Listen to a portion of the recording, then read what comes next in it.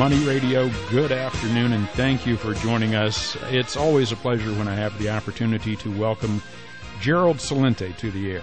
Gerald Celente is a global forecaster. He is the publisher of TrendsJournal and a new publication, Trends Monthly. Some monthly, more timely analysis from Trends Research. And when it comes to trends and forecasting trends, well, there's just nobody better than Gerald Celente. Hi, Gerald. Hello. Thank you so much. It's very nice of you. I always enjoy our get-togethers because normally when you talk with someone, a friend that you've known over the years, you do a catch-up, what's been going on. Instead, with you, I get to find out what's going to be happening. I have to tell you, Sinclair, in my 35 years of doing this, I've never been more concerned about what's going on geopolitically, economically, and socioeconomically than I am now. And as we celebrate the anniversary of the 100 years since World War I, there are a lot of parallels. And the greatest parallel is that when you read of any historian that's worth their salt writing about World War I, the war was totally avoidable. And it was really launched by mad men and mad women. Mm-hmm. And it really destroyed Europe at a time when it was really beginning to blossom, and it's really never ended. And I see that same kind of ineptitude, the same kind of psychopaths and sociopaths, just with different names and different issues, being in charge now. I don't see a lot of difference, and I'm very concerned about the direction things are taking. And propaganda is a way of selling wars very easily. Like, for example, as you know, Americans, we're taught about World War I. I think everybody knows the same story. They assassinated the Archduke Ferdinand in Sarajevo, right? Mm-hmm, sure. That's all we ever know. That's about it. Right? Does anybody ask where the Archduke was from? I was Austrian-Hungarian, wasn't it? Yeah. Yeah. And what was he doing in Sarajevo? Well, that was part of the empire. You mean he was in somebody else's country that they were occupying, and one of the people there blew his brains out and his wife because they hated the occupation. Well, they were militants. They should have known to have a good occupation, and they had a good guy taking over their country. I mean, to simplify it and make it really stupid. And then you see the same thing going on right now as the escalation of geopolitics starts making the news. And the big one is, of course, they beheaded 2 American reporters. And we won't tolerate it. To quote the Vice President of the United States, Joseph Biden, we will follow them to the gates of hell. Mm-hmm. ISIS. We? You know, what you mean we, Kimosabe, as that old joke went, you know, those old enough to remember the Lone Ranger. I remember. And okay, they beheaded. How many people were just killed in Gaza in the last month? 2,200. How many children? A little over 500. How many people were killed in the Iraq War and Afghan War? A little over 1 million. But bombing's okay, but don't behead anybody, then you're a savage. Meanwhile, you do know that, of course, our good friend and ally in the region, Saudi Arabia, regularly has beheadings. That's how they carry out their death penalty over there. And they've got probably somewhere around 10 to 15 beheadings every month. That's right. In August, by the way, 22 beheadings. Yeah. And for good reason, though. Adultery, black magic. You got to watch that black magic. Yeah, sure. Yeah, drug dealing, car thefts. Oh, yeah, our allies. So what I'm saying is you see how people's attention, everyone knows about the beheadings. And now what they're going to do is they're going to escalate the Iraq War again, look for airstrikes going into Syria to get them ISIS. Oh, and ISIS is a world threat. Yeah, there are about between 10 to 17,000 of them. The United States has 1,369,000 standing troops. Yeah, but they got a couple of Humvees over there, and they're riding around in those Toyota pickup trucks, and there are about a dozen of them going into a country near you. And but the propaganda works, and that's all we're hearing. So I'm very concerned about where it's going. And the same thing with Ukraine. This has been one propaganda effort after another, and all people know are sound bites. And sound bites are enough to get you to war, because remember, Saddam Hussein had weapons of mass destruction and ties to Al-Qaeda, in case you forgot. Let me also remember that the winter edition of TrendsJournal that you put out, I guess probably 10 months ago now, something like that, on the cover of TrendsJournal, pictures of Ukrainian troops. And you were telling us back then, watch out. Yes, we said there'd be a civil war there, and there is. Mm-hmm. And Americans have absolutely no idea about who started this. And for anyone that has the interest, I suggest you consider Googling up or going to YouTube and putting in Victoria Nuland, Nuland. She's the Assistant Secretary of State, December 13th, 2013. December 13th, that's right, December 13th, 2013. And I think that's the one where she's actually standing in front of a Chevron banner. You got it. And to her right is Exxon. And Chevron had just cut a deal with Ukraine for $11 billion for hydrofracking. And Burisma Energy, the largest energy company in Ukraine, a couple of months ago they appointed Hunter Biden. That's Joseph Biden's son. You know, important people have initials, and they could be Hunter. And they just appointed him to the head of the board of directors of Burisma Energy. And they also appointed Devon Archer, who is Secretary of State John Kerry's stepson, who is Christopher Hines. It's his business partner to Burisma Energy. No cronyism there, I'm sure. No, not at all. No. By the way, another one in a revolving door incident. Eric Cantor, the former Republican leader of the House, he lost the election. He just cleared a deal with a Wall Street firm. I think it's like $4.3 million a year, and a salary like a $400,000 plus. So these aren't revolving doors as I see them. They're revolving whores. They're either paid by government or paid by Wall Street to screw you. And I'm sure you've heard about former Senators Trent Lott and Breaux from Louisiana, who have signed on as lobbyists for Gazprom Bank from Russia. Yeah, isn't that nice, huh? Yeah, so what American people need to realize, should consider realizing, because the motto of the TrendsJournal is think for yourself, is that this is not capitalism anymore. By definition, the merger of state and corporate government is called fascism. And you saw it happen with too big to fails. In capitalism, there's no such thing as too big to fail. And when you're seeing the revolving doors and seeing what's going on, it's very clear where we're going, particularly now as all of this war talk rhetoric is heating up. And I'm very concerned about where all this is going. Well, that's really kind of it. Where is it going, and what are the implications for average Americans, average readers of the TrendsJournal? Well, on the economic front, look at the job numbers that came out last week. Mm-hmm. They were expecting between 240,000 to 300,000 jobs, and the number came in, in the low 100,000s. 142, and then you break out the jobs, 100. What was it? 142,000. 142, yeah. And when you break them out, they're in health, education, and social services. Nothing productive, only costing us. It's government spending, basically.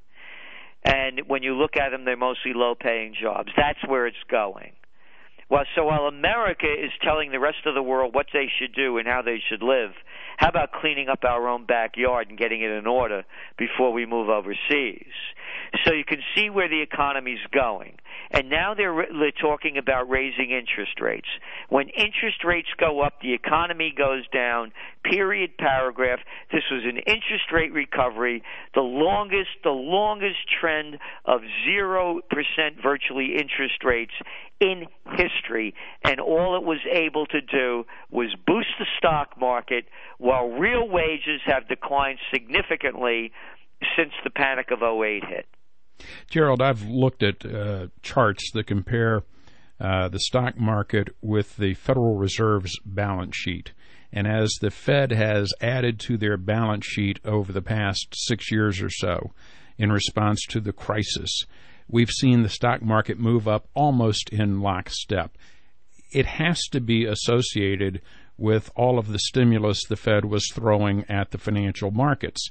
How could it possibly be possible for them to remove that stimulus and expect the markets to continue to hold steady or move higher? It can't. And that's what we're saying. This is an interest rate recovery. Because when you look at housing, who's buying the housing? It's only mostly at the higher end and multifamily dwellings. If you look at the first-time home buyers, usually 40% of the new home buyers are, under the age of 35. Now that number's gone down to 26% of the new home sales are people under 35 and under, because they can't afford new homes. So you're right. As interest rates go up, the economy goes down. And look at the merger and acquisition activity. It's right now. It's in the first half of this year. It mirrors that of 2007 because of all of this cheap money. And what's also boosting the stock markets are they're buying back their own stocks with all the cheap money that they're borrowing. So it's a fake recovery. They built up a bigger bubble than the one that popped in 2008. And it's worldwide. Do you know in China, for example, in 2000, they had like $1 trillion debt. Now it's up to $25 trillion. They have over 70 million luxury apartments, 70 million that are vacant.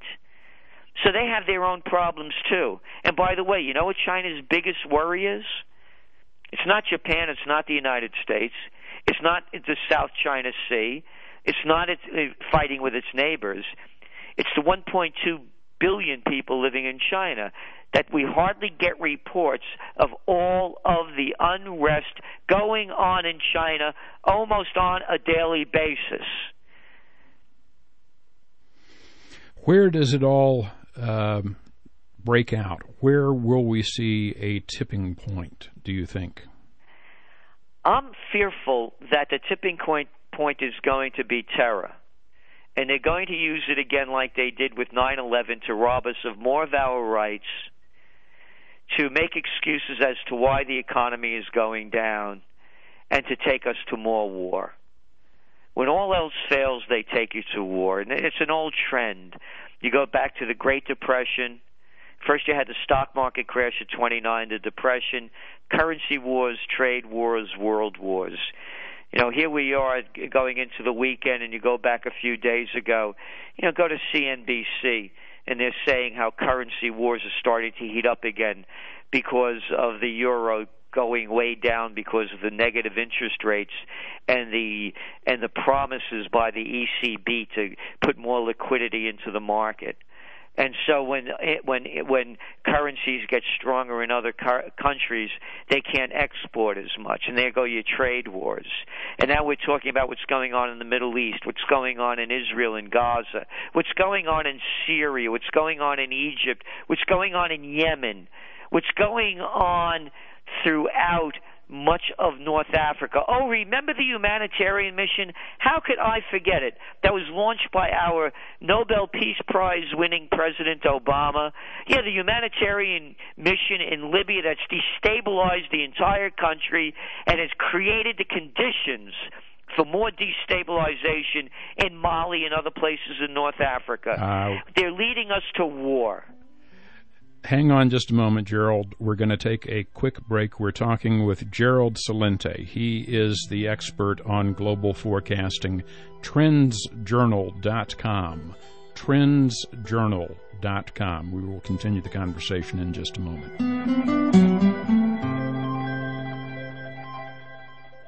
Our website is moneyradio1510.com. And it's a two-way street. We'd love to hear from you. Feel free to contact us when you log on. Good afternoon. This report, it's brought to you by the Foundation for a Better Life. There's a big backup all due to this accident on I-10 westbound at Jefferson. Also a backup due to a crash Loop 101 northbound at Broadway off right.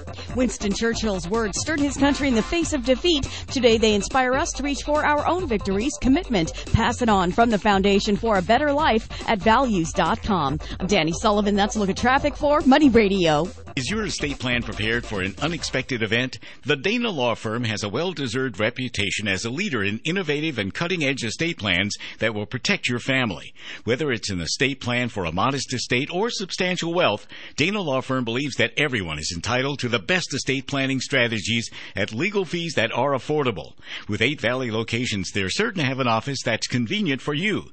Contact their office today for a free consultation by visiting their website, danafirm.com. Again, danafirm.com. If your estate is complicated, not to worry. Dana Law Firm offers comprehensive estate planning services that will walk you through every step along the way. Dana Law Firm recognizes that estate planning is a very personal matter, and each case is unique and must be handled accordingly.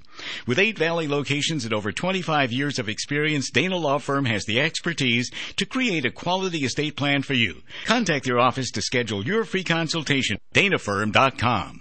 Attention all listeners, are you ready for a free stock market webinar with philsgang.com? Hi, I'm Phil Green at Phil's Gang. Learn to adapt September 13th to the Federal Reserve low interest rate stock market. No longer do we have a stock market, but a market for your individual stocks. Using the Phil's Gang charting system empowers you where you influence the outcome of your investment, short or long term. Learn to adapt to invest efficiently and intelligently. That's September 13th. Join us September 13th at 12 noon Eastern for the philsgang.com free webinar valued at $75. Phil's Gang hosts Phil Grandy and Donald Cogswell will teach you how to adapt to this ever-changing stock market. This webinar will cover all stock market trading, all investing skill levels. You will learn how to protect your principal in this Federal Reserve-controlled low-interest rate market by identifying moves before they happen. To attend this free webinar, enter promo code GANG. That's G-A-N-G. Go to philsgang.com. That's philsgang.com. Call 877-600-4264. 877-600-4264. Remodeling your kitchen or bathroom? Make the smart move. Premier Kitchen and Bath. One company, one contract, stress-free. Visit remodelingradio.com. Money Radio, thank you so much for joining us. We're talking today with Gerald Celente. Always a pleasure to get together with Gerald and find out what is about to happen. History before it happens. That's what you get at TrendsJournal and TrendsResearch.com. TrendsJournal.com, TrendsResearch.com. And in the past, Gerald, you were doing quarterly publications. Now you're moving over to monthly Trends Journal because I guess just so much is happening right now. Yes, so much is happening, and we have to stay on top of the trends and ahead of the news. So the quarterly serves a great purpose. As you know, it's 50 pages, full-color magazine, no advertisements. So we're going to be supplementing it. We are supplementing it with a monthly trends update. And also, Sinclair, we're having conferences over here in Uptown Kingston, New York. And we had our first one in August. We're having another one in the middle of October. And anyone that wants to see more about it, it's at TrendsJournal.com, and just go to the conference. And I'm teaching trend forecasting in this next one, and how you can, I'm passing on the skills that I've honed over 35 years, and so people can get an idea of what to look for and what to expect. And, as we're looking at the economy, just to give you an example, very simply put, you look what's happening to oil prices. Mm-hmm. We're seeing 18-month lows now, right? And it's not only supply, an abundance of supply. It's more of a demand issue, and demand is way down, particularly in places like China and Indonesia. You saw a contraction of Indonesian GDP by, exports by 6% in the last quarter. And you're looking the same thing. You're looking at declines of GDP in Japan, enormous declines. Yeah, earlier this week, down over 7% for the last quarter. Yeah. And so and now you go back to energy demand. So this is a demand issue. And looking at oil prices is really a good indicator, because for oil prices to decline so steeply during the height of the summer driving season, that's something to be very, very weary of. And you look at the lower commodity prices across the board. And so we're very concerned that the bubble is ready to burst. When interest rates go up, this economy goes down. Yeah, I think a lot of people share that concern, and it's just a matter of timing at this point. I don't see how the exit from QE and all the stimulus goes well for the financial markets. Do you have some outlook as far as timing goes? I believe they're going to it's very difficult. I mean, here we are already into September. Yeah. Well, here we are into September. And they're very weary about shaking up the Christmas shopping season. Because remember, over 2/3 of our GDP in the United States is consumer-based. Mm-hmm. So, but I do believe they're going to begin to raise interest rates very shortly. And I would say sometime between now and November, I think you're going to see the first uptick, a minor one at that. And then, by the way, here's our forecast. When they raise interest rates and you see the economy start to decline seriously, they're going to come up with another QE program. They'll call it something else. Mm-hmm. And right now you're seeing gold prices going down. And gold prices will continue to go down as interest rates go up because the dollar will gain strength. Mm-hmm. But it's artificial. And at some point, when they come up with another QE program, that to us is going to signal the next gold bull run. We will be watching for that, and it's, as I say, it's always a pleasure to find out what's happening before it happens. History before it happens. That's what you find at Trends Journal. TrendsResearch.com.